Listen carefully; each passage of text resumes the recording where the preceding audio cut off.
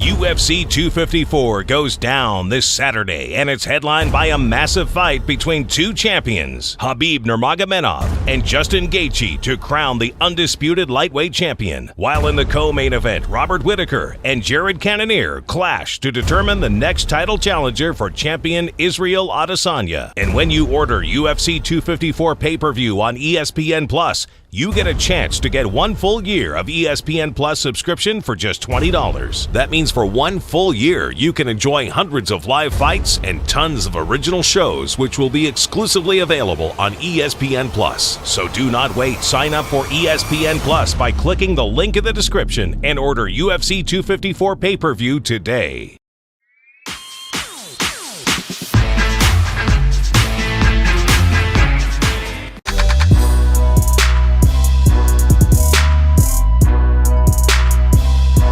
Justin's got an incredible gas tank, and if it's a short fight, it could be for either fighter, But I'm expecting a long war, and no one's gonna quit. There's no way Justin gives up. No way, impossible.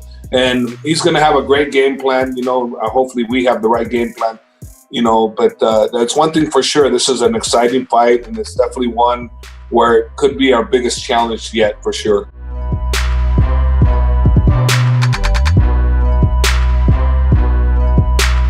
With Khabib, if he does, well, it still has to do with Khabib, obviously. But if he beats Gaethje again, no disrespect to Gaethje, but if he beats Gaethje, obviously you're looking for another fight for him. Would you rather see him fight someone like GSP coming back, or would you rather do another kind of world tour exhibition, or not exhibition, but a world tour type like Floyd Mayweather mixed rules kind of fight situation? Because obviously he's expressed interest in Floyd and in GSP. The boxing thing can't really happen structurally.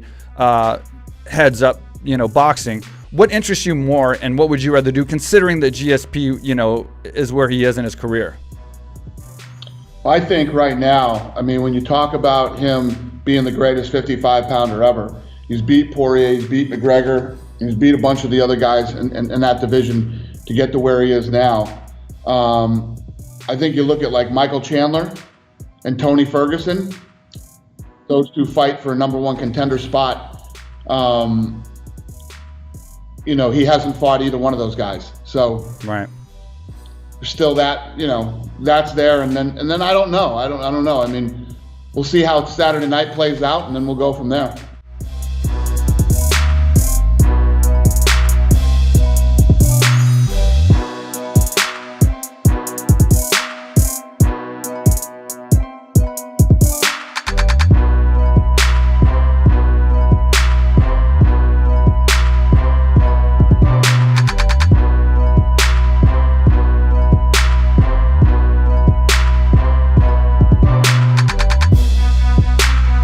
I like that fight for Chris. I really do. I know it sounds maybe a little crazy, but I think now's the time. His kid's, he's feeling himself. I don't know if it's, too early for him to be feeling himself, but he's feeling himself. And Weidman's a big guy that I'm sure could match him in the wrestling. You don't want to be a smaller guy with Weidman. I think even Kelvin is a great fighter, but I think Chris will beat him 9 out of 10 times just because of the physicality of it.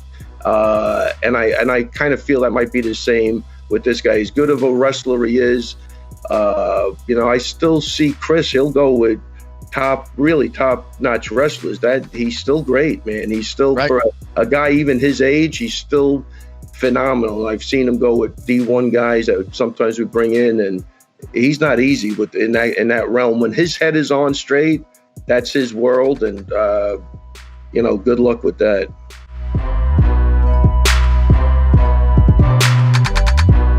You've had 3 very impressive performances in the UFC now, but they've all been so fast and so dominant that nobody wants to fight you. Because I did hard work. Nobody trained hard like me. People talk I train hard like that, but I live with the training. So what's training like for you then? Obviously you train at All Stars, you train with some great fighters like Alexander Gustafsson. What's training like for you? Do you enjoy it every day? Yes, of course, every day. For me, everyday motivation, wake up and go to training. Or every day I run in the morning, 6:30 I wake up, I go out and 40 minutes running and then stretching, like come to the 9 o'clock come to the gym, pads, then 10 o'clock start the training, like sparring and something like that. Then go 12 o'clock, go eat, and wait to the evening. And evening also 2 sessions, 4 hours, more hours, every day like that. Nobody have like how motivation for these fights. I see in the fight when they fighter against me, when he stay in the cage, I see how much he wanted that, how much I want that. And that's the difference. Yeah. You can see that they don't want it as much as you. Yeah. And when did you first discover martial arts? When was the first time you saw something martial arts and thought to yourself, that's something I want to do? I see martial arts from a long time ago. I'm further in Milanko against this wrestling, the big guy. I don't remember his name. Yeah. He did like suplex to. Oh, in Pride. Oh, yeah, Kevin Randleman. Yeah, Kevin Randleman. He got caught in the Kimura yes, and then suplexed him. From that time, I look at MMA. But I was wrestling. I was thinking I'm gonna go to be world champion in the wrestling, but I don't have the Swedish passport. Again, because of that, I couldn't compete like to be world champion, something like that. And then my friend said to me, "Come to the MMA, train with me." So, it was first day and sparring. And I was there. I like that. I think I wanna do this shit. And you preferred it to wrestling? Yeah. Why is that? Because I couldn't punch somebody. It always was like, in the wrestling, do something more. But I win my match, but not like I want. So I always feel like that. But when I come to the MMA, I compete first. My fight, it was 30 seconds. I don't remember, amateur fight. I win this fight. I really like that.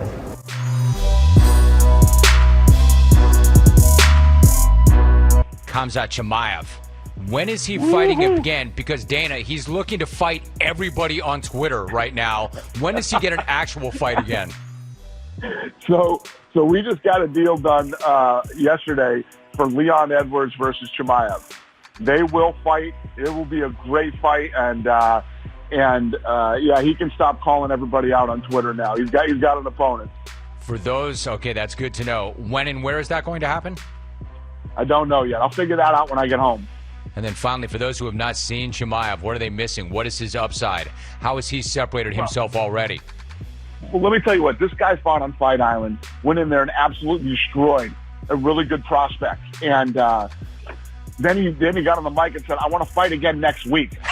And then after he did that, he came out and came up and he said, "I'm dead serious. I want to fight again next week." And I said, "Done. I'll do it."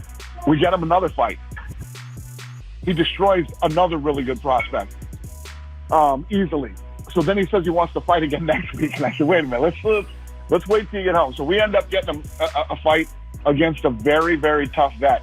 He goes in and crushes him with one punch. And he's a weight class higher than Chimaev is. Crushes him with one punch knockout. And, this guy had 30,000 followers in his first fight. He has almost 1 million followers now. This kid's one fight away from being a massive superstar. If he can beat Leon Edwards, he's going to be a massive superstar in the UFC. He's almost like, and I don't want to compare anybody to Khabib because there's only Khabib. He's one of one. He's almost like an angry Khabib, right? Yeah, he's an angry Khabib. That's funny. Yeah, that's a good. He's not, though. He's actually a nice guy. He just, I would say he's a super confident Khabib, man. This guy wants to fight everybody, anybody. He doesn't care. He'll move up one weight class, 2 weight classes. And when you're a fight fan, those type of guys are fun. You love guys that want to fight like that. You love guys that want to take on the absolute best in the world in different weight classes. Or you're the guy that wants to see a guy like that lose. So it's good in every way, shape, and form.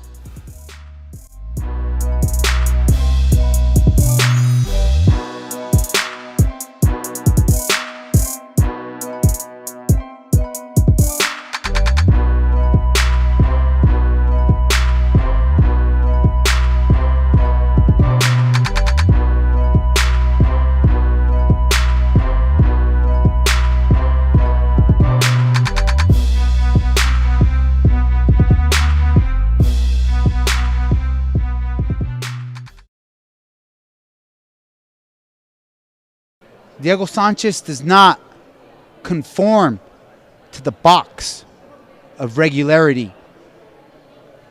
I'm not regular. I've never been regular. Taking in energy from the storm, pulling it in.